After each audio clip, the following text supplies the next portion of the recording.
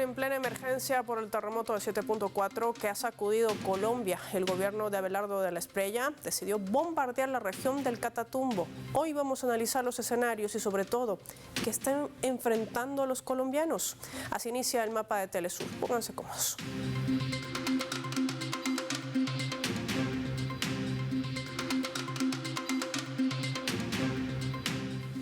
Hay dos versiones que se manejan sobre estos bombardeos. Para ello vamos a desplegar nuestro mapa y revisar algunos datos claves. Vamos a desplegar nuestro mapamundi y vamos a identificar con los colores amarillo, en este caso, a lo que es Colombia, específicamente el Tarra, lo que se genera en esta región de San Calixto de Acari. Esta es la región del Catatumbo. Vamos a revisar en primera instancia lo que ha informado, ha denunciado la Defensoría del Pueblo en ese país, confirmando afectaciones hacia civiles en San Calixto del Tarra, ubicado al norte de Santander, debido a las explosiones que se registraron en la vereda del Sinaí, impactando en viviendas de civiles. Se reportan 3 campesinos heridos, entre ellas una mujer de 44 años. Los hechos se registraron entre la noche del 10 y la madrugada del 11 de este mes, provocando el desplazamiento forzoso hacia el Tarra. De igual modo, las personerías del Tarra y Acari denunciaron la destrucción de viviendas pertenecientes a esta población campesina y hay personas desaparecidas. Pero, ¿cuál es la versión del gobierno? Según el informe del Ministerio de Defensa de Colombia, estos operativos eran supuestamente dirigidos contra estructuras del Ejército de Liberación Nacional, el ELN. Una operación que habría tenido como resultado la destrucción de 5 campamentos, 2 búnkers y la incautación de armamento. Dentro de los mismos, habla el Ministerio de Defensa de Colombia, habían explosivos, drones. Sin embargo, la Defensoría del Pueblo, días anteriores, también denunciaba con preocupación el incremento de ataques con armas, drones y explosivos entre las fechas de 7 y 8 de agosto en los departamentos del Cauca, en Nariño, en Cesar, en Antioquia, en Tolima, en Huila, Arauca, Caldas, Bolívar, Meta y Guaviare. Todos ellos identificados con los radares, lo ven allí en nuestro mapa. Estos ataques se registran principalmente contra instalaciones de la fuerza pública, contra infraestructura, contra viviendas, comercios. Todo esto ha generado una contradicción y sobre todo revive una situación crítica en ese país. ¿Frente a qué escenarios se enfrenta Colombia, tomando en cuenta además que hoy está enfrentando una catástrofe por el terremoto de 7.4? Hoy lo analizamos con nuestros invitados.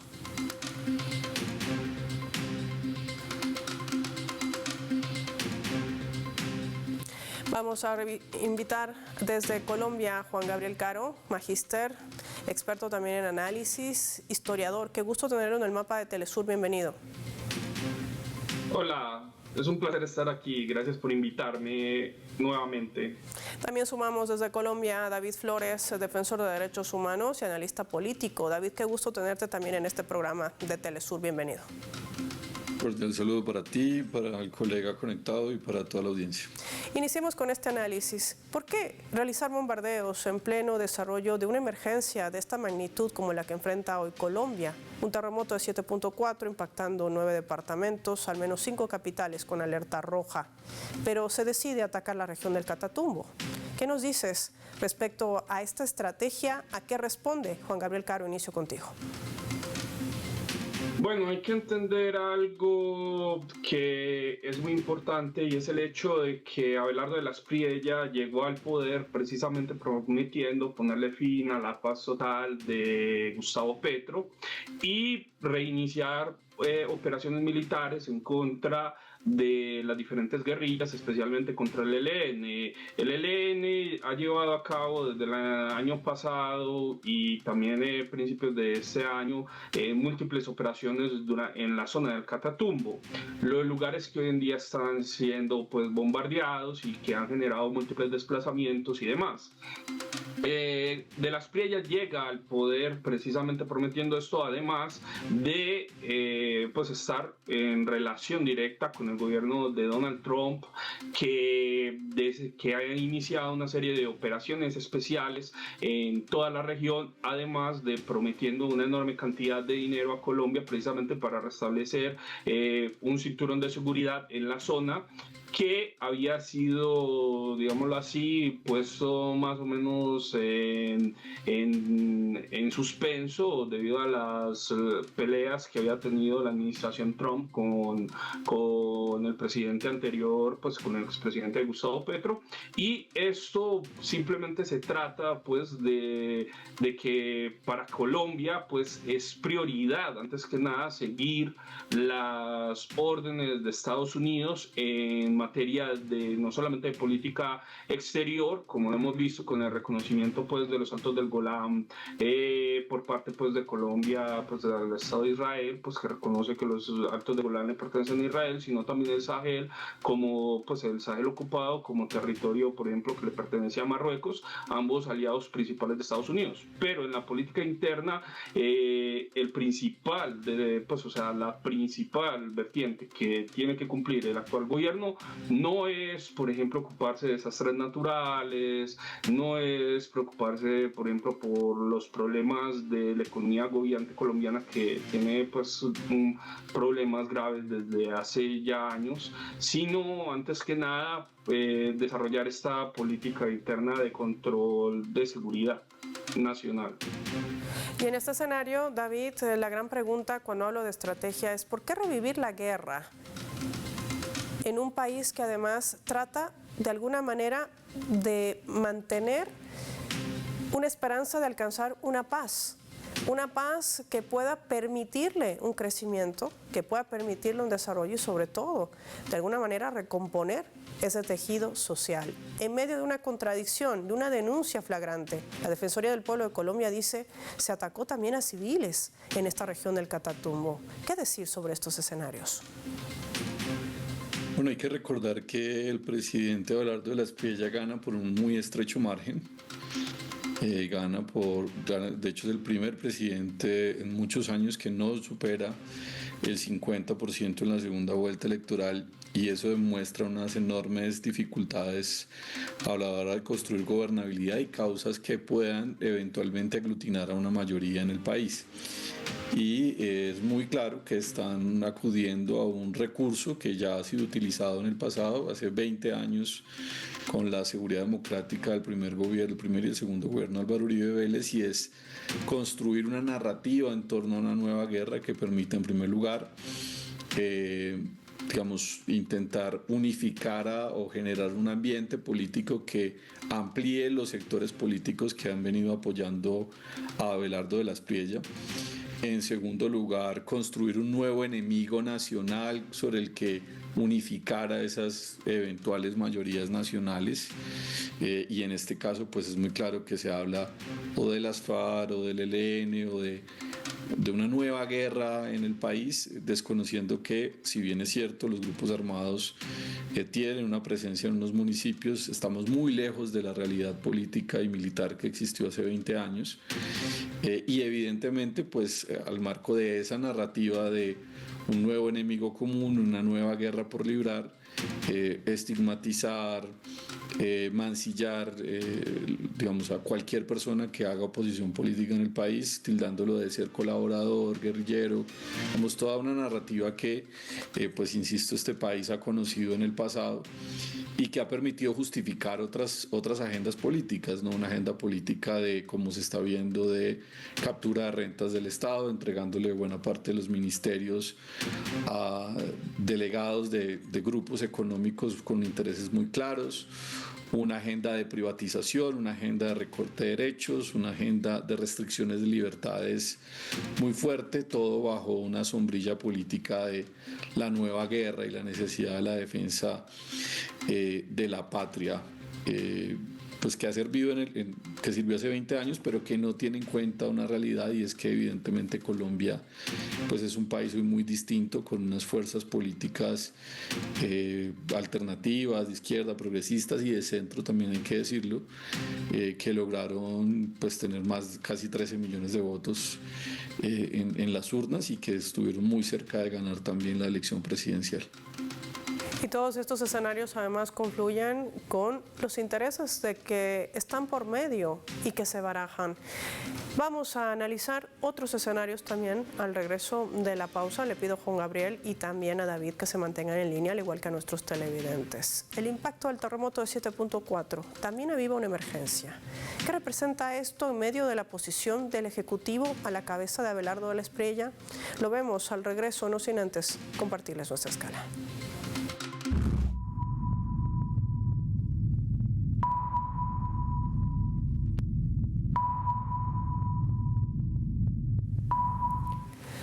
Vamos a compartir en la escala del mapa de Telesur este vídeo que circula también en redes sociales, en plataformas digitales, que ha sido duramente cuestionado en menos de 12 horas de haberse desarrollado el terremoto de 7.4 en esta escala de Richter, impactando 9 departamentos de Colombia.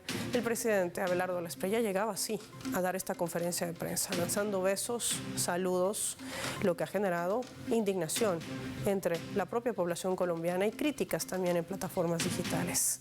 En medio de este escenario se baraja también la no ayuda internacional, es decir, no activar esta posibilidad para la llegada de rescatistas de países que han ofrecido su colaboración para lograr rescatar a la mayor cantidad de personas con vida. ¿Qué hay detrás de esta medida? Lo analizamos al volver.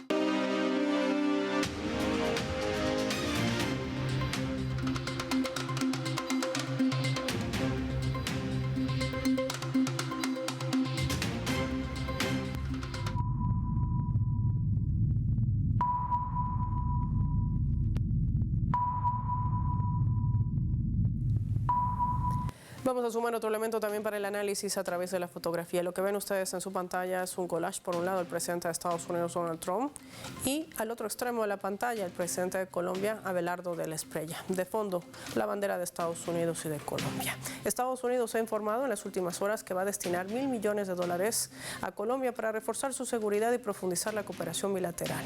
Fondos que financiarían el ingreso de Bogotá al escudo de las Américas, fortalecerían la fuerza de seguridad con tecnología estadounidense, optimizando el gasto en defensa. Ejecutarían también operaciones conjuntas y reforzarían la vigilancia fronteriza para detener la migración irregular, congelar activos, enjuiciar a financistas de grupos terroristas y crimen transnacional. De igual modo, se abriría un diálogo bilateral para estabilizar finanzas, invertir en minerales estratégicos, apoyar a las pequeñas y medianas empresas. La cooperación incluiría la modernización de infraestructura digital, portuaria y energética. Washington dice que contribuirá a fondos de ayuda internacional y a futuros paquetes humanitarios para comunidades afectadas por posibles inundaciones, sequías y otros desastres relacionados con el fenómeno del superniño, así como también lo ha anunciado en las últimas horas, la ayuda financiera por el terremoto del pasado 10 de agosto. Analicemos este escenario.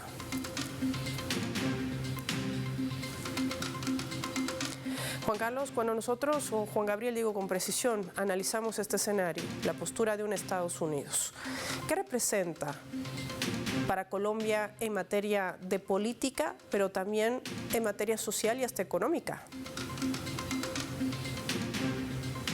Pues realmente creo que no representa pues un cambio real. Pues en Colombia desde hace mucho tiempo ha tomado a Estados Unidos como modelo.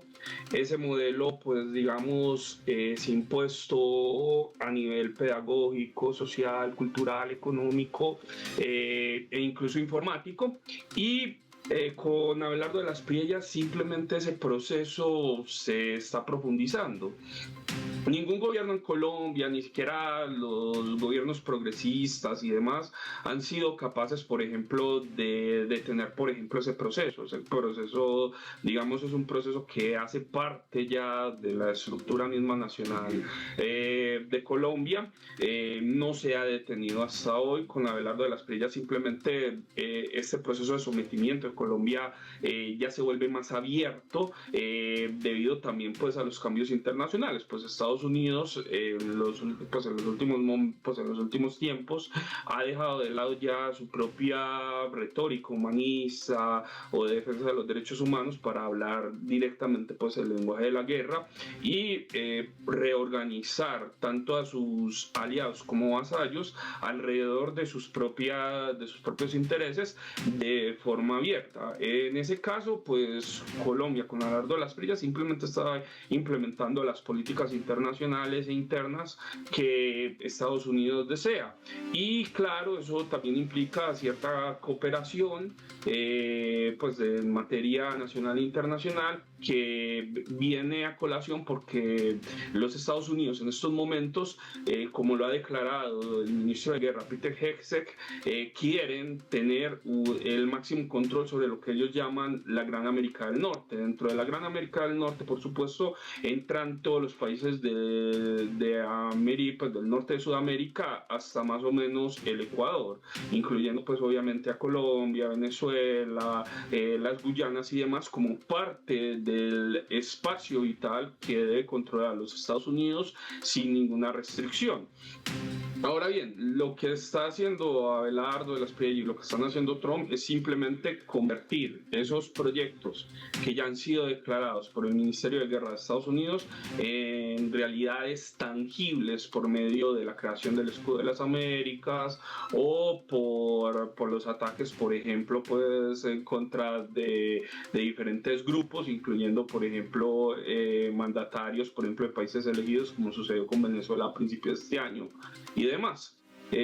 Todo esto pues hace parte de un entramado que nosotros estamos viendo en acción y que realmente pues lamentablemente Colombia pues va a seguir este camino. No creo que incluso el triunfo de una fuerza progresista en Colombia, incluso por ejemplo el gobierno de Petro fue incapaz de romper por completo con este cerco que pues o esta tradición que Colombia ya lleva desde hace mucho tiempo. Entonces pienso que ahí es donde nosotros tenemos que entender cuál es la relación que tiene Abelardo de la Espriella con esto. Simplemente es volver a someter a Colombia pues a la hegemonía, y ya ni siquiera una hegemonía velada como antes, sino una hegemonía abierta. Y creo que ahí está la clave de la pregunta en la última parte que nos brinda nuestro invitado, Juan Gabriel Caro. David, te propongo también analizar otro de los escenarios. Colombia enfrenta una emergencia, alerta roja al menos en 5 capitales de ese país por el terremoto de 7.4. Pero hay mucha crítica también porque no se estaría aceptando la ayuda internacional. Me gustaría analizar ese escenario contigo, para ello te propongo que revisemos juntos nuestra leyenda.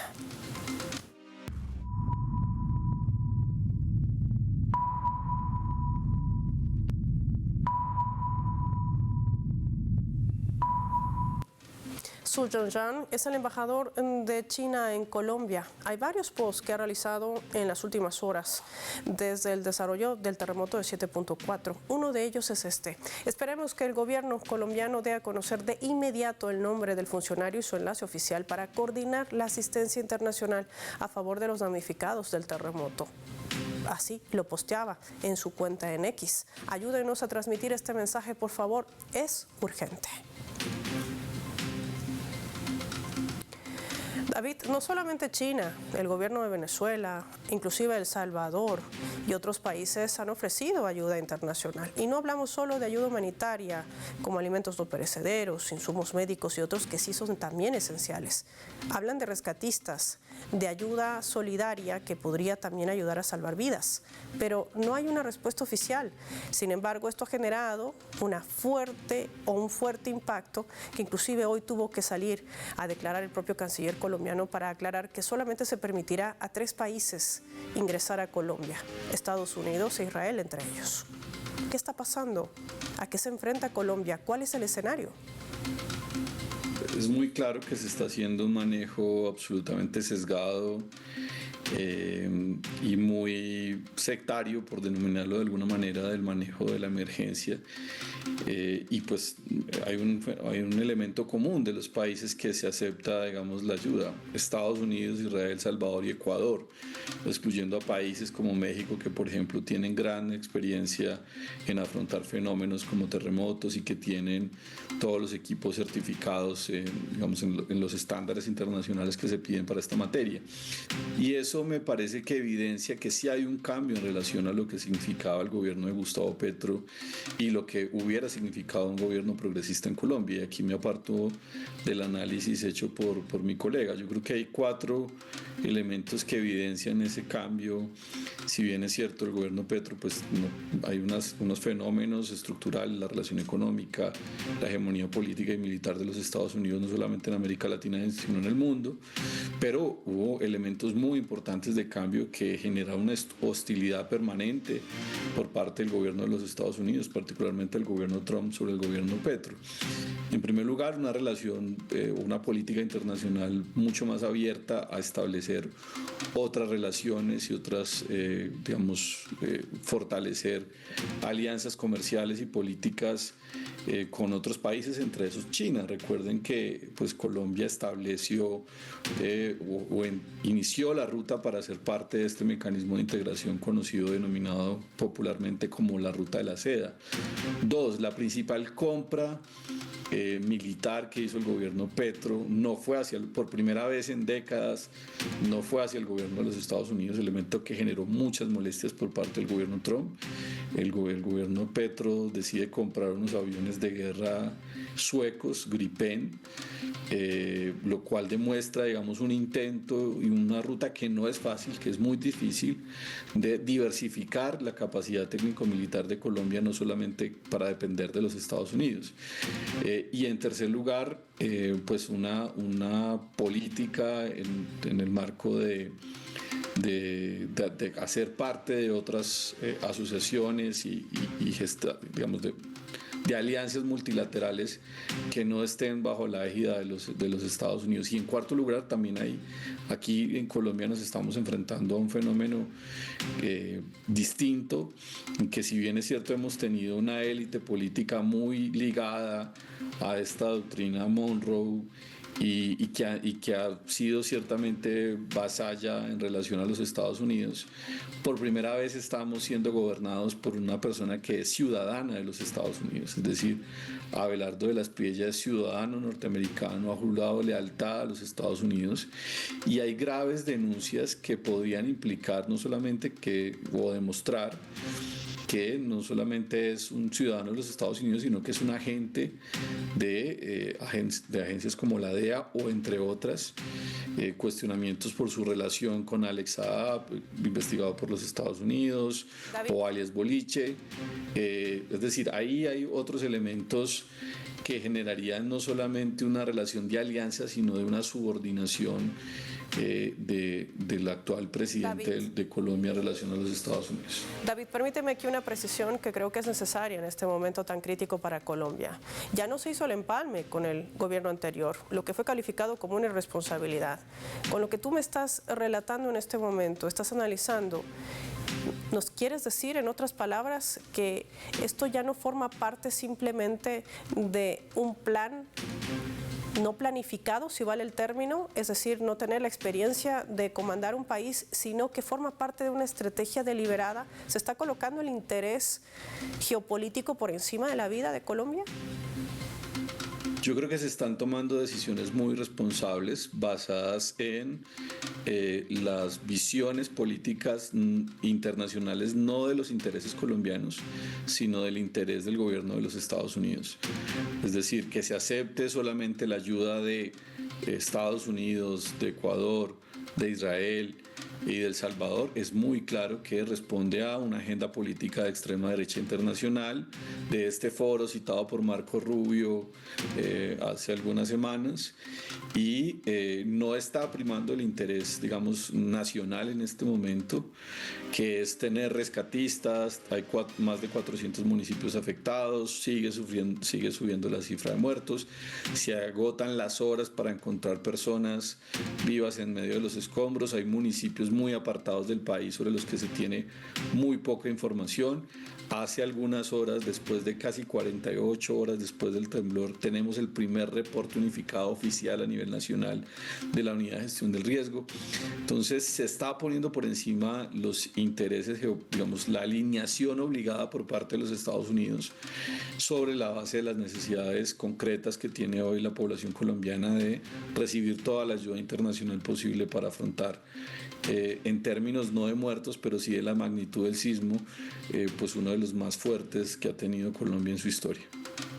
Quiero agradecer a Juan Gabriel Caro y también a David Flores por haber compartido su valioso análisis y su criterio respecto a este tema que hoy ha abordado el mapa de Telesur. Gracias a ambos por su tiempo. Finaliza el programa y lo hacemos revisando nuestros vectores.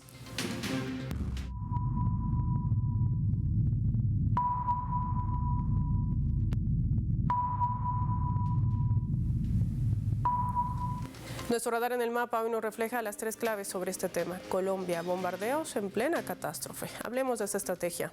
Los bombardeos forman parte de un proceso de imposición militar y política que deriva en la resignificación de estos espacios de habitabilidad cotidiana y fungen además como una herramienta de violencia política que ha permitido a las clases hegemónicas la consolidación de sus proyectos económicos políticos en territorios donde históricamente han exigido sujetos de oposición, llámese rebeldes, como dice el gobierno de la Espriella, o aquellos que tratan de ser acallados como parte de un plan.